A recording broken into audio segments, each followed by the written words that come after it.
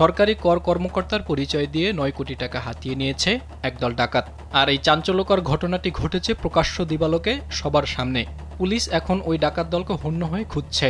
গত ১৭ নভেম্বর ভারতের বেঙ্গালুরুতে ঘটে এই চাঞ্চল্যকর ঘটনা, যার ভিডিও সামাজিক যোগাযোগ মাধ্যমে ছড়িয়ে পড়তেই তা ভাইরাল হয়ে যায়। পুলিশ জানিয়েছে সিএমএম ক্যাশ ম্যানেজমেন্টের একটি গাড়িতে এইচডিএফসি ব্যাংক থেকে ৯ কোটি টাকা তোলা হয়। পরে গাড়িটি টাকা নিয়ে যাওয়ার পথে একদল ডাকাত নিজেদের সরকারি কর কর্মকর্তার পরিচয় দিয়ে মুহূর্তের মধ্যে টাকা লুট করে পালিয়ে যায়। আর এই কাজটি করতে তাদের সময় লেগেছে মাত্র ৩০ মিনিট। পুলিশ আরও জানায়, ওই গাড়িটিতে ৩টি ব্যাংকের নগদ অর্থ ছিল।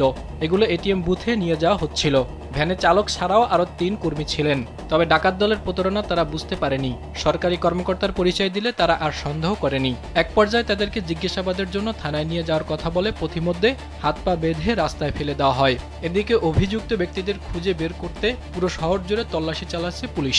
ইতোমধ্যে সিসিটিভির ফুটেজ দেখে ২ জনকে শনাক্ত করা হয়েছে। পুলিশের ধারণা, ওই ২ ব্যক্তি অর্থ ডাকাতির সঙ্গে জড়িত।